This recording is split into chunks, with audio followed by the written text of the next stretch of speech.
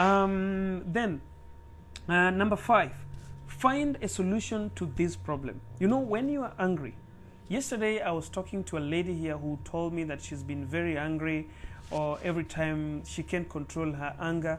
And then I told her that first, sometimes you need to find out why you are angry. You need to know the root cause of your anger. Number 6 is, let me read it.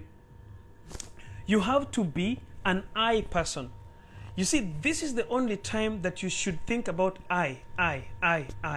When you get angry, think about I. Do you know why you should think about I? When you start thinking about the next person, you will start blaming people. For example, my colleagues know about this so much, and I've really tried to push them to a situation where everybody has to take a responsibility. Everybody who works in the Gulf know this, that a lot of colleagues in the Gulf never take responsibility. This is what happens in the Gulf sometimes. Somebody will break this glass. This is a glass of water, right? So somebody will break it, and because it's transparent, somebody will take a sellotape, a transparent sellotape, and cover it in a very nice way that you cannot see it's broken. Then he will place it at a strategic place where when you just do a slight mistake and you tap it, it will fall down. So he's trying to remove responsibility from himself. He's trying to remove blame and, skip the blame to somebody else. So when you will move closer to this glass, it will drop down and it will be in pieces. So what happens? Who broke the glass? It's John who passed there. I saw him passing there. But in real sense, the person who's saying he saw John is the one who broke the glass. So when you have got anger, think about I. Don't think about them. Don't think about you. Don't think about he. Don't think about she. Think about I. When you think about I, it helps you not to blame others. When you are thinking about I, you are asking yourself, where did I go wrong? This guy has been, quarreling me the whole day since morning. What did I do wrong? What did I? Don't ask, what is this guy doing? Why is he like this? I really don't understand my husband. I really don't understand my girlfriend. Every time he's this way. Every time he's just poking me. Every time he's doing that. Every time he's making noise. Ask yourself, what am I not doing right that is making this guy to make noise every single day? Sometimes you are there for him for free. You're not trying to make him, ladies, I know gentlemen are also watching here, and this is something I want to tell you.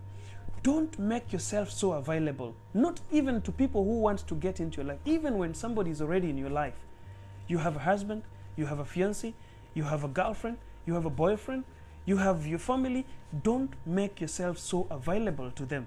Try to be expensive. I always talk about standards here. Make your standard. You see, when you make yourself so available, people tend to push you so much. People tend, to because they know after all, she will not turn it down. Let it go. God knows. See, people have to understand that, the right thing to do is to talk about I. Think about yourself. What am I not doing right? Stop complaining about people. Complain about yourself. Maybe you have, put yourself so low that this person sees that the only thing he can do is stepping on you and moving out of the house. So don't put yourself so down. Get your standard, people. People, we are so cheap. And we are not. Naturally, we are not cheap. But we have made ourselves so cheap, so available. How can I call it? A mulika mwizi phone. Everybody can afford a mulika mwizi phone, right? But not everyone can afford a smartphone. So try to be a smartphone. You don't have to be an iPhone. You don't have to be a Samsung A series or S series or whatsoever. You just need to be a smartphone. Be at your level best. All right? Be at your level best. Don't make yourself so easy to be caught. Don't make yourself so available. You need just to create a gap. You need to kind of, when your boyfriend thinks about calling you to come over, he has to think like, I've got to, she's got to come over, so let me try it. Then she will be like, hi, darling, I was just trying to find out what's your program today or for the weekend. Do you have some things to do over the weekend? Because I was thinking that we can have a good time together, have a dinner, or maybe have, you know, I've already mentioned a dinner, and when I mention a dinner, you know what I want, right? I did not mention breakfast. I did not mention lunch. But you see, because of your standard, I'm asking you if at all you have a space. If at all you don't have a plan for the weekend so you can get into my plan, but I'm your boyfriend. I'm not asking you to be my girlfriend. I'm asking you, but you see, I have a right because I'm your boyfriend to make you come to my place. But because your standards are up, you have made a standard, I have to know what is your program for the weekend. So when I ask for dinner, you know I want you to sleep over, right? So what happens is my girlfriend will tell me that, you know what, baby? Not this weekend. My weekend is packed. I think I have got some errands with my girlfriends. We are supposed to be going for blah, blah, blah, blah, blah. And I'll tell her, all right, baby, let's plan for the next weekend. Sorry for that. Please keep me on schedule next weekend. We're going to have a dinner. You know, that is a woman with standard. But look at this conversation. Tip, tip, tip, tip. Trrr. Hello. You have to be in the house tonight. Yes, I will not pick you. Just get a cab. I will pay. And the phone is down. And then you as a woman, you're like, all right, okay, I'll be there. And you take a cab, you go to a man's house. What is your standard? What is your standard is the question. Where do you put yourself? You know, don't put yourself to a level where people just think you are a stone throw away from them. I'm not just telling women, but I'm telling men as well. Men, you too have to have a standard. A woman don't just come to your house like she wants. A woman don't just put you in a program like she wants. She doesn't own you unless she's your wife. Your fiancé, you've got to have a plan. It is not, you know, some people think that, you know, if my boyfriend doesn't allow me to ambush her in his house, then he's cheating. He doesn't want me to come because he's cheating. No, it is not about a cheating. It is about having your standards. It's about having a schedule for yourself. What are you going to do tomorrow? What is in your timetable? What is in your roster? Don't just be a person who just meets a new day and then new day passes. Have standard, have plans. When you have plans, you will stop talking about, oh, days are going very fast. I was planning to do this, I did not do it. When you program it, somebody will not call you to go for a sleepover, yet that night you're supposed to be doing something. But if you don't plan for it, they will call you for a sleepover and you will go. And then tomorrow you will be crying to us, telling us the days are running so fast and I can't get time to do something.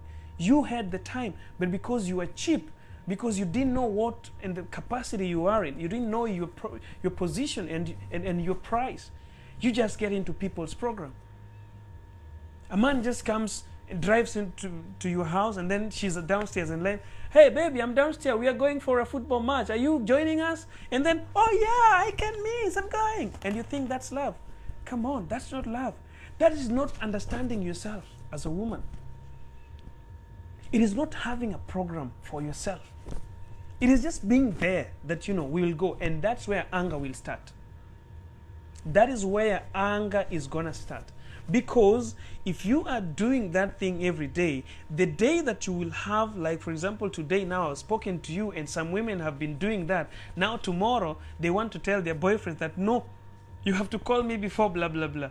Some men are watching me right now. They will go to tell their girlfriends that, no, before you come to my house, you have to call me. That is where anger will start.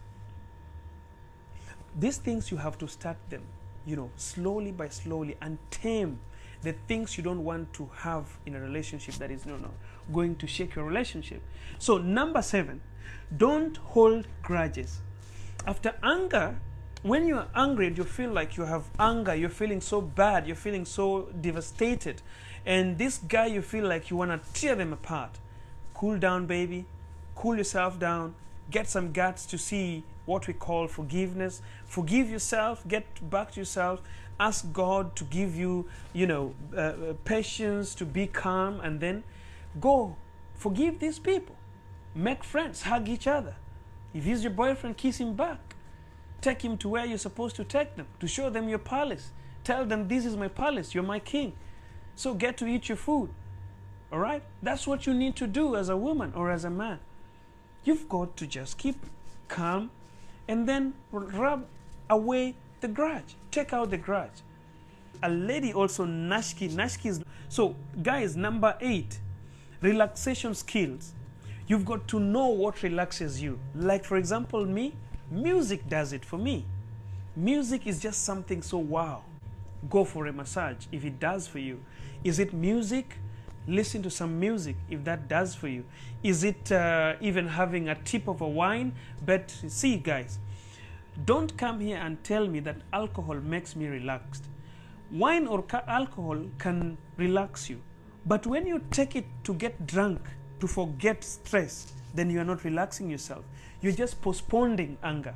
So if it is, some people say that, you know, for me, when I'm angry with my boyfriend, I have to drink to make myself calm. I don't dispute that.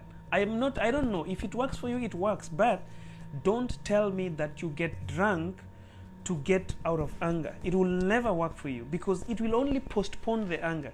Once the alcohol is out, the anger will come back again because alcohol occupies the space of anger. And once alcohol depletes from your blood, the anger comes out again. So what you need to do is to get something that relaxes you. Some people get relaxed by seeing good flowers. You just go to a flower shop, do a window shopping, don't buy, just do a window shopping. Window shop there, look at flowers, feel the smell, feel the rose flower smell, feel, things like, I don't know, violet or whatsoever. If it works for you, it works for it doesn't work for everybody. So do what gives you a relaxation. Somebody is saying worship song is a relaxer. For you, mteule, msema kweli, worship song works for you and that's so good. Hupenda queen. And guys, let me know in the comment section what works for you to relax you. Let me see in the comment section. For me, music works for me.